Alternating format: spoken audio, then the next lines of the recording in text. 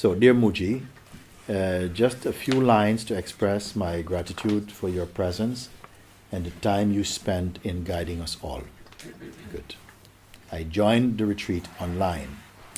I joined some of the satsangs from home at 3:30 a.m. here in Texas, and the others from the public library because my internet connection is very limited. My husband arranged a space for me in the little house we live in so that I could keep the silence. I want you to know that I'm taking your teachings, or pointings as you say, seriously for 2 years now.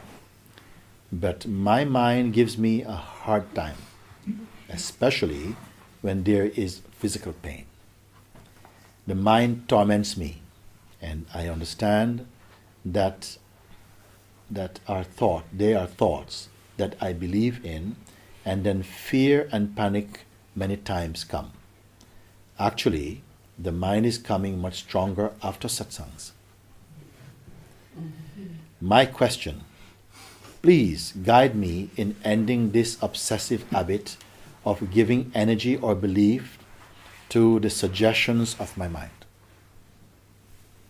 Is there any particular practice or exercise I can follow in those moments of panic when I'm feeling I'm going crazy? I love you, Mooji. I will do my best to visit you sometime soon. Thank you, thank you, thank you. Sincerely, Monica. So, the point is there any particular practice or exercise I can follow in those moments of panic when I feel I'm going crazy? So, this craziness comes up. But you have to remember you are there before crazy. Because it is you who is witnessing crazy. Craziness is not witnessing you. You must discern which is the greater and stay as the greater thing. Yes. It is you, naturally, who is aware of craziness. So craziness is coming up now. Before it was love, love, oh, love, love, love. And then craziness is coming in. So craziness also is observed as a sensation, as thought, as emotion, as outburst, as energy, whatever.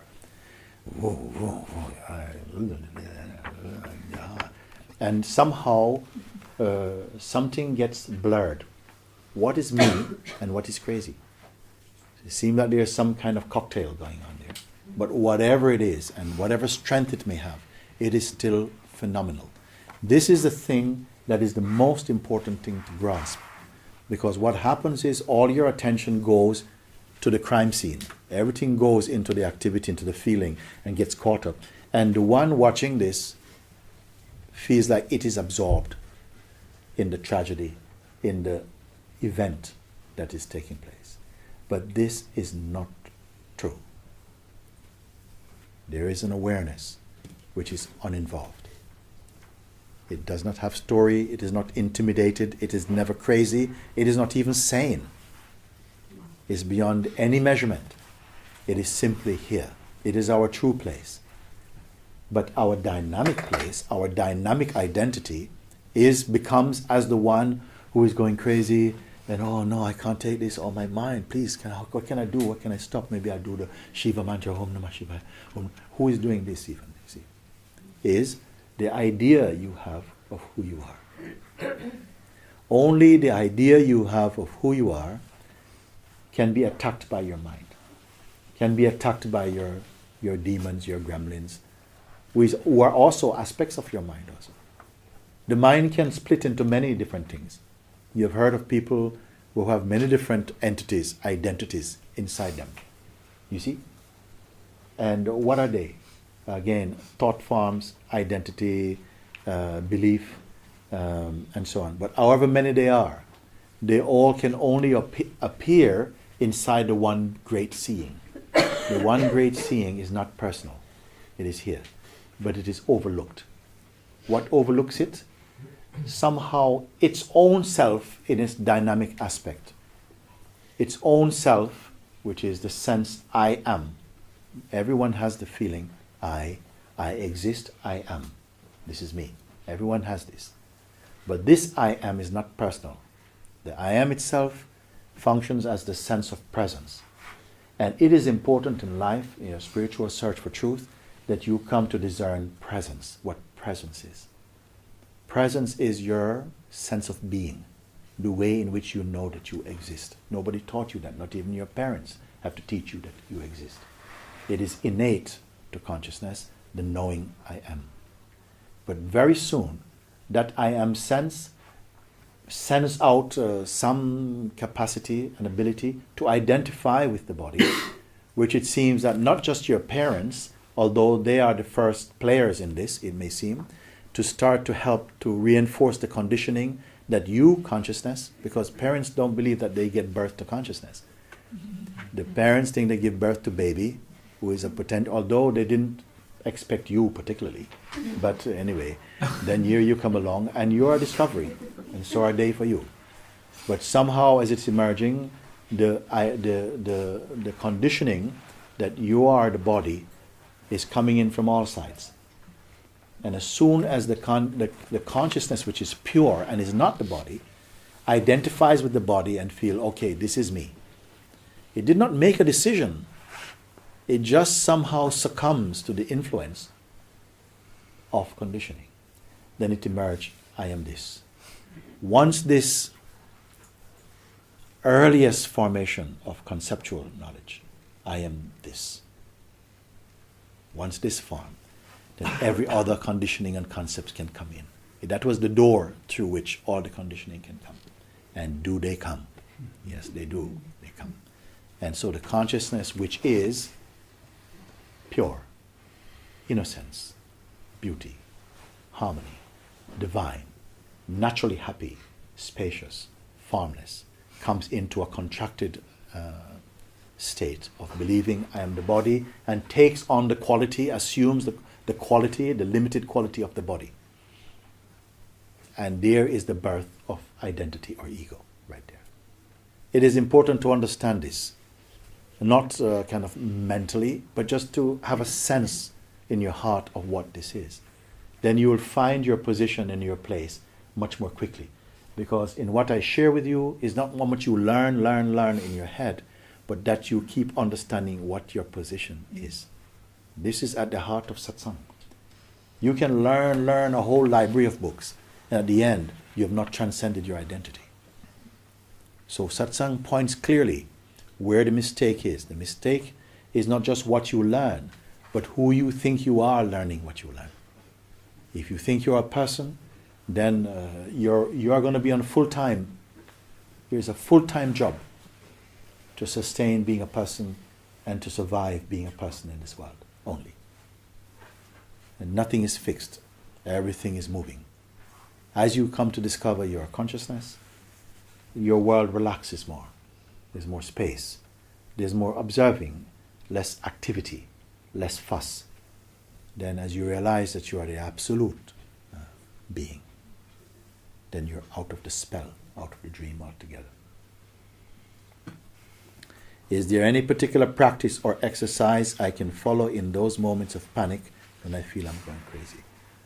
Remember your position. You are the witness of all of this. All that you see is impermanent. All that you see is passing. Know this and pay attention to the witness. When I ask the question, can the witness be witnessed? It is one of the turning point of all of this trouble. Can that which is witnessing everything, your life, your relationships, your spirituality, your growth, all of this, that witness is what? Obviously it's here. But is that witness a person? Is that witness independent of what it is witnessing? Then this question, can the witness itself be witnessed like the other things it witnesses? This is a crucial point. When this question begins to take hold of you, then a lot of misconceptions begin to crumble inside. But a lot of resistance is there to stop that process from happening.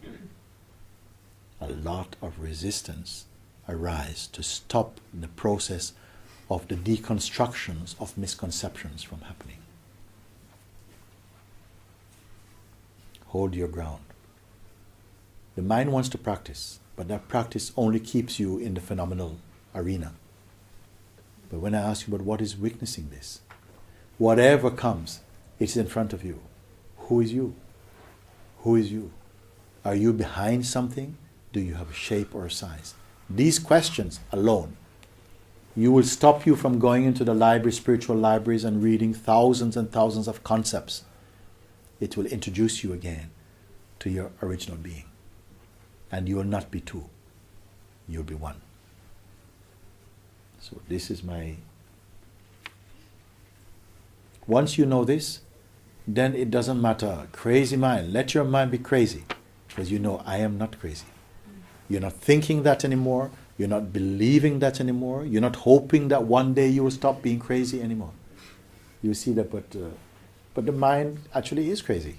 It can play craziness. It can play saintliness. It can play wisdom. It can play fool. But all this is perceived. All this is perceived. Who is the perceiver? You see? This question cannot be answered. This question takes you to God. Not the God of your imagination, but the God of your heart.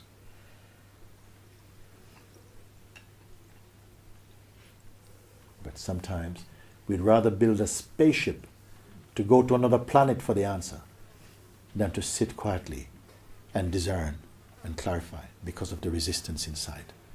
The resistance inside will somehow manifest like immediate laziness. Who are you looking from?